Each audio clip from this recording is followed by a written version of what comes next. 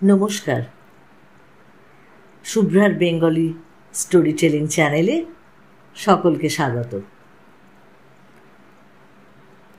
আমার আজকের গল্প বনফুলের লেখা, নাম অদ্বিতীয়া।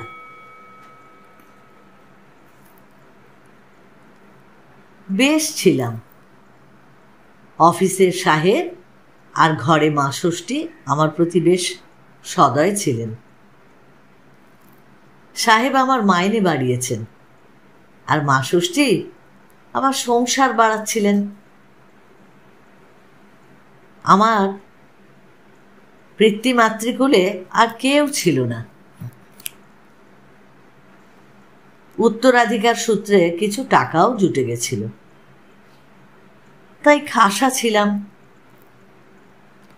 প্রভাবতী অর্থাৎ আমার গৃহিণী গড়ে বছরে 1.5টা করে সন্তান প্রসব করে 4 বছরে আমাকে 6টা পুত্রকন্যার মালিক করে তুলেছিলেন।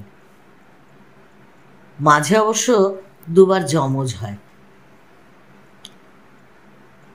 এরকম প্রজা বৃদ্ধি সত্ত্বেও কিন্তু আমার কোনো অভাব ছিল না। কিন্তু হঠাৎ একটু বেকুব বনে গেলাম। 5ম বর্ষে গৃহিণী তার স্বাভাবিক গর্ভভার বহন করছিলেন। এবার কিন্তু ব্যাপারটা স্বাভাবিক হলেও সহজ ছিল না বোঝা গেল, কারণ তিনি মারাই গেলেন। তিনি তার বাপের বাড়ি শান্তিপুরে ছিলেন, যদিও আমার শ্বশুর আর শাশুড়ি দুজনেই অনেককালই গত হয়েছেন। কিন্তু আমার শ্যালক বিনোদ, সে ডাক্তার বলে প্রভা প্রতিবার সেখানে যেত। তাই বিনোদই চিঠি লিখল হঠাৎ এক্ল্যাম্পসিয়া হয়ে দিদি 3-4 ঘন্টার মধ্যেই মারা গেল। আপনাকে খবর দেওয়ার ঠিক সময়ও ছিল না, কিডনিটাও খারাপ ছিল। শেষদি ছেলেদের নিয়ে সম্বলপুরে চলে গেছে। তার চিঠি বোধহয় আপনি পেয়েছেন। পেলাম তো। তিনি লিখেছেন, কি করবে বলো ভাই, সবই অদৃষ্ট। তোমার ছেলেমেয়েরা এখন আমার কাছে কিছুদিন থাকুক। আমি তো নিজেও বাঁজা মানুষ, আমার কোনো অসুবিধা হবে না। ছেলেরা ভালোই আছে, কোনো ভাবনা করো না। এটি শেষদি। কিংকর্তব্য বিমূঢ় হয়ে ছুটির জন্য দরখাস্ত করলাম। ওমা, কপাল গুনে আমার সাহেবও বদলি হয়ে গেলেন। সুতরাং ছুটি আমার আর মঞ্জুর হলো না। এরম করে 2 মাস চলে গেল। সম্বলপুরে থাকা যে শালিকা, সে তার এবার একখানা চিঠি পেলাম। তিনি অন্যান্য নানা কথার পর লিখছেন, প্রভা সত্যি সতীলক্ষ্মী ভাগ্যবতী ছিল। সে গেছে, বেশ গেছে। জজ্জল্যমান সংসারে স্বামী ছেলে পুলে সব রেখে গেছে। কিন্তু তোমার তো তা বলে সংসারটা ছাড়খাড় করা তো ঠিক ভালো দেখায় না, আর ঠিক উচিতও না। তাই আমার কথা শোনো, তুমি আবার বিয়ে করো। এখানে বেশ একটা ডাগর ডোগর মেয়ে আছে। যদি তোমার ইচ্ছে হয় বলো, সম্বন্ধ করি। আমার তো মেয়েটাকে বেশ পছন্দ, তোমার নিশ্চয়ই পছন্দ হবে। এরকম নানা রকমের কথা সে লিখেছে। 7 দিন ভেবে, অর্থাৎ 1 টিন চা, 5 টিন সিগারেট এসব নিঃশেষ করে আমি এই চিরন্তন সমস্যার যে মীমাংসা করলাম, সেটা মোটেই অসাধারণ না। শেষ দিকে পত্র দিলাম, দিয়ে লিখলাম, বিয়ে করতে আর ইচ্ছা হয় না। প্রভার কথা সর্বদাই মনে পড়ে। কিন্তু দেখো শেষদি, আমার ইচ্ছে অনিচ্ছার ওপর নির্ভর করে তো আর সংসার বসে নেই। সে আপনার চালে ঠিক চলছে, আর চলবেও। সুতরাং ভাবপ্রবণ হওয়াটা শোভন বলেও ঠিক যুক্তিযুক্ত নয়, এটা ঠিক। তাছাড়া দেখো, আমরা মা ফলে সুকদাচন দেশের লোক, আর তোমরাও যখন বলছো, তখন নয় আরেকবার সংসারটা বজায় রাখার একটা চেষ্টা করা যাক। দ্বিতীয় পক্ষের বিয়েতে আবার আমার পছন্দ অপছন্দ কিছু নেই, ওই তোমার পছন্দ যা হবে সেই ঠিক আছে। ক্রমে বিবাহের দিন স্থির হলো। সম্বলপুরেই বিবাহ। শেষদি বুদ্ধিমতী লিখেছেন, ছেলেদের লাহোরে বড়দির কাছে পাঠিয়ে দিলাম, বাপের বিয়ে যে দেখতে নেই। যাক, স্বস্তির নিঃশ্বাস ফেললাম। যথাকালে সাহেবের হাতে পায়ে ধরে হপ্তাখানেকের ছুটি নিয়ে সোজা রওনা হয়ে পড়লাম, একাই। এ বিয়ের কথা কাউকে কি বলতে আছে কি ভেবে গোঁপটাও কামিয়ে ফেললাম।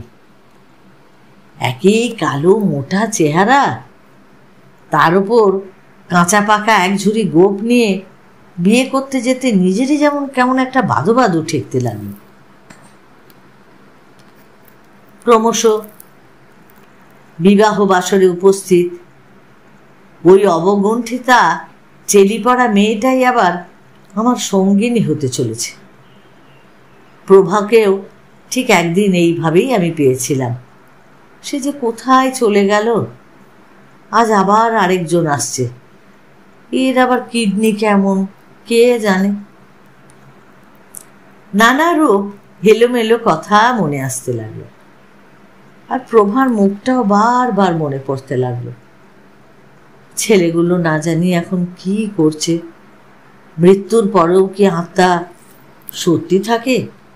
এই মেয়েটা বেশ বড় সড়ো দেখছি, কিন্তু ভারী জড়সড় হয়ে বসে আছে, একেবারে মাথা নিচু করে। আচ্ছা, প্রভার আত্মা যদি ঘৃণামি যন্ত্রচালিবৎ বিবাহ অনুষ্ঠান সব যেরকম চলতে থাকে ঠিক সেইভাবেই চলতে থাকলো। শুভ দৃষ্টির সময় ওমা, মেয়েটা কিছুতেই ঘুমটা খুলল না। শেষদি বলল, ভারী লাজু। বাসর ঘরেও শুনলাম যে সে নাকি ভারী লাজু। আপাদ মস্তক মুড়ে পাশ ফিরেই সে শুল। আমিও ঘুমলাম। শেষদি লোক বেশি জমতে দেয়নি। তাছাড়া এই দ্বিতীয় পক্ষের বিয়ে কে আর এখানে আমোদ করতে চায়?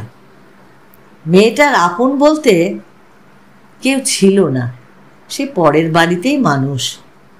শেষদের বাড়িতেই বিয়ে, বলতে গেলে শেষদিই কন্যাকর্তা। সুতরাং বিয়ের উৎসব বলে সেইভাবে কিছু জমেনি, কিন্তু জমল ফুলশয্যার রাতে। বুকে অনেক আশা আর আকাঙ্ক্ষা নিয়ে ঘরে ঢুকে দেখি আমার 6টা সন্তান আর আরেকটা নবজাত শিশু নিয়ে স্বয়ং প্রভা খাটে বসি। তোমার স্বপ্ন দেখছি নাকি? প্রভা বলল, ছি ছি ছি, শেষদেরই জিত হলো। মানে আবার কি? এবার ছেলে হওয়ার সময় ভারী কষ্ট হয়েছিল। অপরাধের মধ্যে শেষদিকে বলেছিলাম যে আমি মরে গেলে ওর ভারী কষ্ট হবে। শেষদি বলল, হাতই হবে, 3 মাস যেতে না যেতেই দেখবি ফের বিয়ে করবি। আমি বললাম, কখনো না। তারপর বাজি রেখে শেষদি আর বিনোদ মিলে এই ষড়যন্ত্র করেছে। আমিও শান্তিপুরেই ছিলাম। আজ এই সন্ধেবেলায় এসেছি। উমা এসে দেখি শেষদেরই জিত। পাডারমানের ছোড়াকে কোণে সাজিয়ে শেষদি বাজি জিতেছে। 100টা টাকা দাও দেখি এখন। ছি ছি ছি, কি তোমরা, আর অমন করে তুমি গোঁফটাই বা কী করে কামালে? আমার অবস্থা তখন অবর্ণনীয়। পরের দিন সকালে শেষদি তার পাওনা চুকিয়ে চলে গেল। এখন আমি অপেক্ষায় বসে আছি যে গোঁফটা আমার কবে উঠবে, গোঁফটা উঠলে আমি বাঁচি।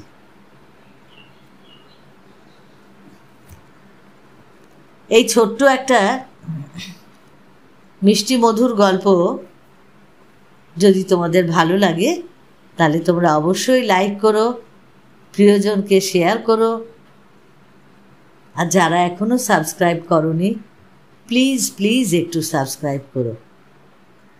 সকলে ভালো থেকো আর অপেক্ষায় থেকো আমার পরবর্তী গল্পের জন্য।